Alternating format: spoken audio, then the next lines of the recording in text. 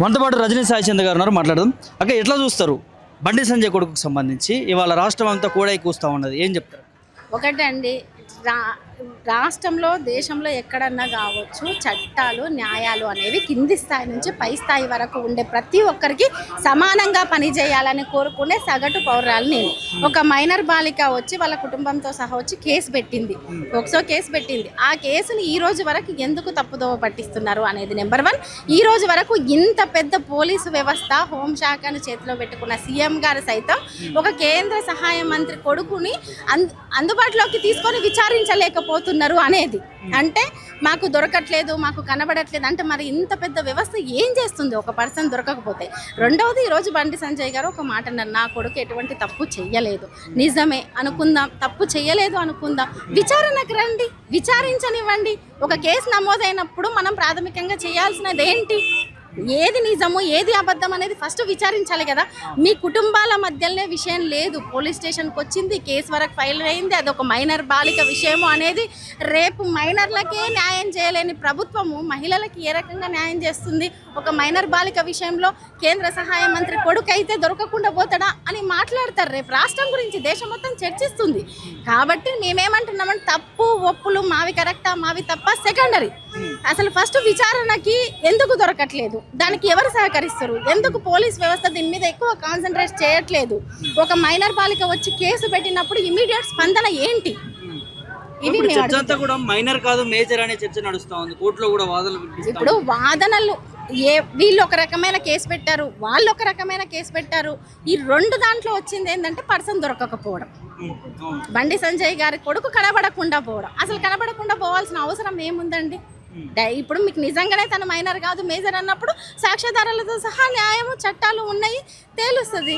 కాబట్టి నేనేమంటే చెప్తా ఉన్నాడు, ఇక్కడ కావాల్సుకున్న హనీ ట్రాప్ జరుగుతా ఉంది, నేను ఒక కేంద్ర మంత్రిగా ఉన్నాను, సో ఇదంతా హనీ ట్రాప్ కిందగా చూడాల్సి వస్తుంది అంటూ తను కూడా పిటిషన్ వేశాడు. ఇప్పుడు మనమేం లోకమంతా గుడ్డిపోలేదు కదండి, అనేక వీడియోలు చూస్తున్నాము, ఏ రకంగా ఉంది ప్రవర్తన, ఇంకొకటి అమ్మాయి సంభాషణలు అవన్నీ చూస్తున్నాం. సరే, అది హనీ ట్రాపా లేకపోతే మైనర్ బాలికన? అసలు ఫస్ట్ ఆఫ్ ఆల్ విచారణకు వచ్చి మరి ఆ విషయాలే మాట్లాడండి. ఎందుకు మాట్లాడలేకపోతున్నారు, ఎందుకు తప్పించుకుంటున్నారు? నేను ఇంకొక చిన్న విషయం చెప్తాను. ఈరోజు బండి సంజయ్ గారు బాధపడుతున్నాయి, సరే బాధపడుతున్నో మా కుటుంబంలో మా ఆవిడ బాధపడుతుందో మా రకంగా కాదు, లేదు సమాజానికి నేను ప్రజలకు టైం ఇచ్చినా మా కొడుకు తప్పు చేయలేదు అని మాట్లాడతారు. తప్పు చేయనప్పుడు ధైర్యంగా తీసుకొచ్చి ముందుంచి విచారణకు సహకరించండి. అవును, అన్ని ఆధారాలు తీసుకొని వచ్చే వరకు బయట తిరుగుతుంటే పోలీసులు ఏం చేస్తున్నారండి? ఒక కేసు ఫైల్ అయిన తర్వాత, ఒక కేసు ఫైల్ అయితే ఇది మీ విషయంలోనో మా విషయంలోనో ఇన్ని రోజుల వరకు మనల్ని పోలీస్ స్టేషన్కి తీసుకెళ్లకుండా విచారించకుండా ఉంచుతారా? అట్లా జరిగిందా సమాజంలో ఎప్పుడైనా? నెంబర్ 1. రెండవది, ఈ రోజు వరకు నేను ప్రత్యక్షంగా మేము ఫేస్ చేసిన ఒక సందర్భం చెప్తాం. 2019 ఎలక్షన్లో స్టేజ్ మీద కళ్ళు మండుతున్నాయి కాంగ్రెస్ వాళ్ళకు, కడుపులు ఉడుకుతున్నాయి బీజేపీ వాళ్ళకు అని పాట పాడితే మా ఇంటి మీదకి దాడికి వచ్చిరు. 6 నెలల మా పసిపాపను పెట్టుకొని ఎవడికి పుట్టింది ఎట్లా అట్లా నోటికి వచ్చిన బూతులన్నీ మాట్లాడిరు. మరి అప్పుడు ఎక్కడ పోయిందండి? కుటుంబాలు బాధపడవా? కుటుంబాలు ఏడవవా? ఈ రోజు మాత్రం ఒక సందర్భం వచ్చి విచారణ గురించి మాట్లాడితే మీరు కుటుంబాల గురించి మాట్లాడుతారు. చట్టం తన పని తాను చేసుకుపోతుంది అని చెప్పేసి నాయకులు, చాలామంది బీజేపీ నాయకులు మాట్లాడుతున్నారు. చట్టం తన పని తాను చేసుకుపోతుంది, అన్ని విషయాల్లో కూడా చట్టం తన పని తాను చేసుకుపోతుంది. మరి మీరు అన్ని విషయాల్లో స్పందించి ఈ ఒక్క విషయంలో ఎందుకు స్పందించట్లేదు? ఆ రోజు కొంతమంది విషయంలో వాళ్ళ కుటుంబాలు బాధపడతాయని ఎందుకు మాట్లాడలేదు? కాబట్టి నేను ఒకటే అంటున్నా, వీళ్ళది తప్ప వాళ్ళది తప్ప ఇది అదా అవి సెకండరీ. అవి న్యాయ పరిధిలో ఉన్నాయి, అవి చట్ట పరిధిలో ఉన్నాయి, అవి తేలుస్తుంది.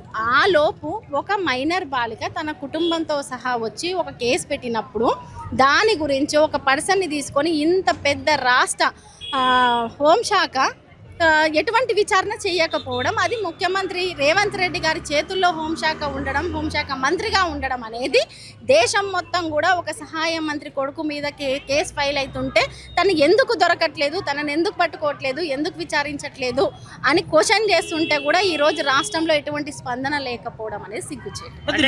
చూసుకుంటే మనం ఒక యూట్యూబర్ మీద పోక్సో కేసు అయితే 20 ఏళ్ళు జైలు శిక్ష పడింది. సో ఈ విషయంలో కూడా ఇలా జరిగే అవకాశాలు ఏమైనా ఉన్నాయా? ఇప్పుడు ఈ విషయంలో ఎలా జరుగుతాయి ఏంది అనేది మన పరిధిలో ఉన్నది కాదండి. మీరు మాట్లాడుకునేది కాదు, నేను మాట్లాడుకునేది కాదు. అది ఈ విచారణ తర్వాత తేలేది, కానీ విచారణ వరకు ఏం జరగాలి అనే ప్రాసెస్ కరెక్ట్గా జరగట్లేదు అనేది మేము చెప్తాం. దీని వెనకాల బీఆర్ఎస్ పార్టీ కేటీఆర్ ఉన్నాడు అనేది బండి సంజయ్ అనుచరులు చెప్తా ఉన్నారు. ఎట్లా చూస్తారు? ఒకటండి, ఇక్కడ వ్యక్తులు వాళ్ళు ఏం జరిగినాయో తెలియకుండా మనమే ఏ బీఆర్ఎస్ పార్టీ అయినా ఎవరైనా ఎందుకు ఉంటారు? ఎందుకు కేటీఆర్ గారు ఉంటారు? ఒకటి కొడుతున్నాం, సాధారణ ఒక వ్యక్తికి ఏ రకంగా అయితే విచారణ జరుగుతుందో అధికారి అయినా సరే, ప్రజాప్రతినిధుల పిల్లలైనా సరే, ఎవరైనా సరే ఆ రకంగానే ఉండాలని కోరుతున్నాం అంతే. బీఆర్ఎస్ పార్టీ దీన్ని రాజకీయంగా వాడుకుంటా ఉంది, రాజకీయాల్లో లేని వ్యక్తిని లోపలికి ఎందుకు లాగుతా ఉన్నారని చెప్పేసి కవిత అంటా ఉంది. దీన్ని కేవలం రాజకీయంగా వాడుకుంటారని చెప్పి కవిత గారు అంటా ఉన్నారు. ఏం చెప్తారు? ఒకటండి, బీఆర్ఎస్ పార్టీ అనేక ప్రజా సమస్యల మీద స్పందిస్తూనే ఉంది. ఈరోజు ఈ ఒక్క సమస్యనో ఇంకొక సమస్యనో కాదు, రైతుల సమస్యల గురించి కొట్లాడుతుంది, ఆటో డ్రైవర్ల సమస్యల గురించి కొట్లాడుతుంది, మహిళల సమస్యల గురించి కొట్లాడుతుంది, అనేక సమస్యల గురించి కొట్లాడుతుంది. ఈరోజు ఒకటి మాట్లాడుతుంది. ప్రతిపక్షంలో ఉన్న ఈ రాష్ట్రాన్ని షీటింలు పెట్టి భద్రతగా కాపాడుకున్న బీఆర్ఎస్ పార్టీ మీద ఒక బాధ్యత ఉంది. ఏంటి అంటే, ఏదైనా సరే ఒక కేసు ఫైల్ అయినప్పుడు జరగాల్సిన సాధారణమైన పద్ధతి ఇక్కడ జరగట్లేదు. అది ఎందుకు జరగట్లేదు? ఒక సహాయ మంత్రి కొడుకు కాబట్టి జరగట్లేదా అని మాత్రమే అడుగుతుంది. అంతే తప్ప శిక్ష ఏంది, ఏంటి, నెక్స్ట్ ఫర్దర్ ఏంది అనేది బీఆర్ఎస్ పార్టీ చేతిలో ఉండదు, ఇంకో పార్టీ చేతిలో ఉండదు, ఇంకో పార్టీ చేతిలో ఉండదు.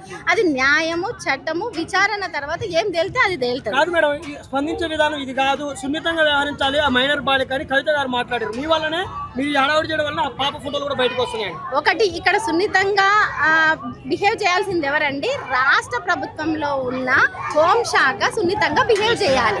ఈ విషయాన్ని హోంశాఖ ఇమీడియట్ యాక్షన్ తీసుకుంటే ఇంత పెద్ద రాద్ధాంతం కాకుంటుండే. కాబట్టి ఇక్కడ హోంశాఖ సున్నితంగా బిహేవ్ చేయలేదు.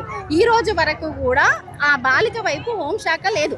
నేనేమంటున్నా, వాళ్ళకి అందరూ సమానమైనప్పుడు అందరి వైపు ఉండండి, ఇటువైపు ఉండండి, అటువైపు ఉండండి. ఒకటి. రెండవది, హోంశాఖ స్పందించని పక్షంలో ఎవరు స్పందించాలి? సమాజంలో ఉన్నది ప్రతి ఒక్కరి బాధ్యత, మహిళలుగా మా బాధ్యత. కాబట్టి బీఆర్ఎస్ పార్టీ తరపు నుంచి ఈ రాష్ట్రాన్ని షీటింగ్లు పెట్టి అనేక సందర్భాల్లో మహిళలను కాపాడుకున్న బాధ్యతాయుతమైన ప్రతిపక్ష హోదాల్లో మేము ఉన్నాం, ఒకప్పుడు అధికారంలో ఉన్నప్పటికీ.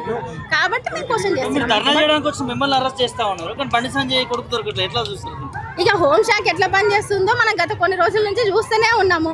మీడియా మీద దాడులు జరుగుతూనే ఉన్నాయి, ఆటో డ్రైవర్ల మీద దాడులు జరుగుతున్నాయి, ఆశా వర్కర్స్ జీతాల గురించి క్వశ్చన్ చేసే దాడులు జరుగుతున్నాయి. అంతెందుకండి, ధాన్యం కొనుగోలు చేయమని అడిగితే రైతుల మీద కూడా దాడులు జరుగుతున్నాయి. అట్లా పనిచేస్తుంది హోంశాఖ. ఎటువంటి రాష్ట్రంలో హోంశాఖ ఉందా లేదా, అది ఉంటే ఎవరి చేతులు ఉందో అర్థం కాని పరిస్థితిలో ఉంది. కాబట్టి ఈ రోజు రోడ్డు మీదకి వచ్చి కొట్లాడుతాం.